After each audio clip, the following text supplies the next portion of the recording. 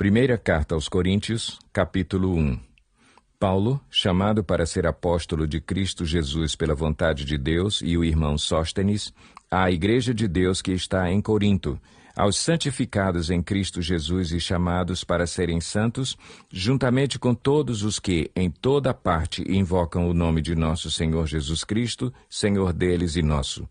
A vocês, graça e paz da parte de Deus nosso Pai e do Senhor Jesus Cristo. Sempre dou graças a meu Deus por vocês, por causa da graça que lhes foi dada por Ele em Cristo Jesus.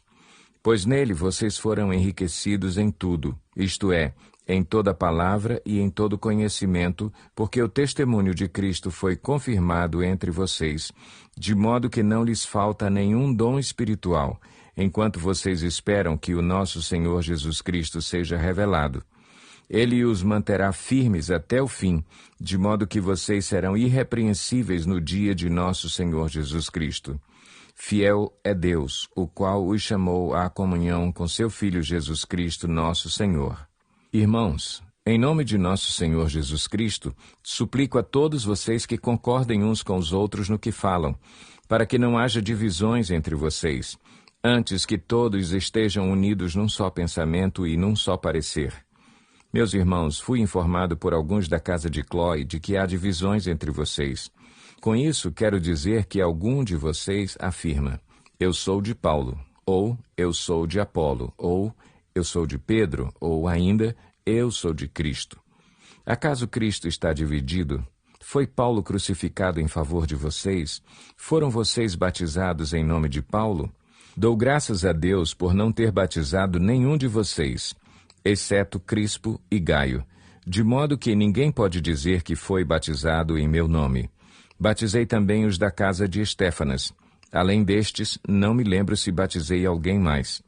Pois Cristo não me enviou para batizar, mas para pregar o Evangelho, não porém com palavras de sabedoria humana, para que a cruz de Cristo não seja esvaziada.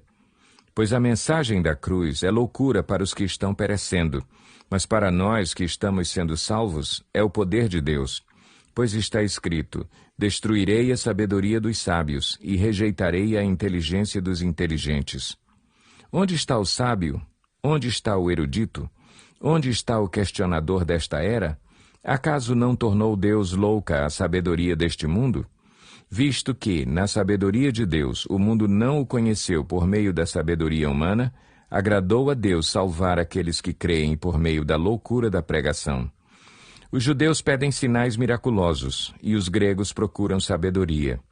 Nós, porém, pregamos a Cristo crucificado, o qual, de fato, é escândalo para os judeus e loucura para os gentios, mas para os que foram chamados, tanto judeus como gregos, Cristo é o poder de Deus e a sabedoria de Deus.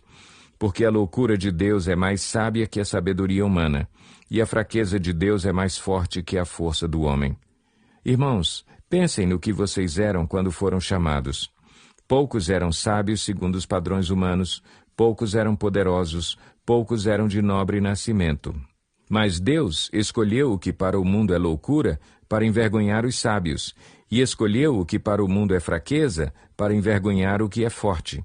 Ele escolheu o que para o mundo é insignificante, desprezado e o que nada é, para reduzir a nada o que é, a fim de que ninguém se vanglorie diante dele. É, porém, por iniciativa dele que vocês estão em Cristo Jesus, o qual se tornou sabedoria de Deus para nós, isto é, justiça, santidade e redenção, para que, como está escrito, quem se gloriar, glorie-se no Senhor. Capítulo 2. Eu mesmo, irmãos, quando estive entre vocês, não fui com discurso eloquente, nem com muita sabedoria para lhes proclamar o mistério de Deus, pois decidi nada saber entre vocês, a não ser Jesus Cristo e este crucificado. E foi com fraqueza, temor e com muito tremor que estive entre vocês. Minha mensagem e minha pregação não consistiram em palavras persuasivas de sabedoria, mas consistiram de demonstração do poder do Espírito, para que a fé que vocês têm não se baseasse na sabedoria humana, mas no poder de Deus. Entretanto, falamos de sabedoria entre os que já têm maturidade, mas não da sabedoria desta era ou dos poderosos desta era que estão sendo reduzidos a nada. Ao contrário, falamos da sabedoria de Deus, do mistério que estava oculto, o qual Deus pré-ordenou antes do princípio das eras para a nossa glória. Nenhum dos poderosos desta era o entendeu, pois se o tivessem entendido, não teriam crucificado o Senhor da glória. Todavia, como está escrito, olho nenhum viu, ouvido nenhum ouviu, mente nenhuma imaginou o que Deus preparou para aqueles que o amam. Mas Deus o revelou a nós por meio do Espírito. O Espírito sonda todas as coisas, até mesmo as coisas mais profundas de Deus. Pois quem conhece os pensamentos do homem, a não ser o Espírito do homem que nele está? Da mesma forma, ninguém conhece os pensamentos de Deus, a não ser o Espírito de Deus. Nós, porém, não recebemos o Espírito do mundo, mas o Espírito procedente de Deus, para que entendamos as coisas que Deus nos tem dado gratuitamente. Delas também falamos, não com palavras ensinadas pela sabedoria humana, mas com palavras ensinadas pelo Espírito, interpretando verdades espirituais para os que são espirituais. Quem não tem o Espírito não aceita as coisas de Deus, pois lhes são loucura, e não é capaz de entendê-las, porque elas são discernidas espiritualmente. Mas quem é espiritual discerne todas as coisas, e ele mesmo por ninguém é discernido, pois quem conheceu a mente do Senhor para que possa instruí-lo? Nós, porém, temos a mente de Cristo. Capítulo 3. Irmãos, não lhes pude falar como a espirituais, mas como a carnais, como a crianças em Cristo. Dei-lhes leite e não alimento sólido, pois vocês não estavam em condições de recebê-lo. De fato, vocês ainda não estão em condições, porque ainda são carnais. Porque, visto que há inveja e divisão entre vocês, não estão sendo carnais e agindo como mundanos? Pois quando alguém diz, eu sou de Paulo, e outro, eu sou de Apolo, não estão sendo mundanos? Afinal de contas, quem é Apolo? Quem é Paulo? Apenas servos por meio dos quais vocês vieram a crer, conforme o ministério que o Senhor atribuiu a cada um. Eu plantei, Apolo regou, mas Deus é quem fez crescer. De modo que nem o que planta, nem o que rega são alguma coisa, mas unicamente Deus que efetua o crescimento. O que planta e o que rega têm um só propósito, e cada um será recompensado de acordo com o seu próprio trabalho.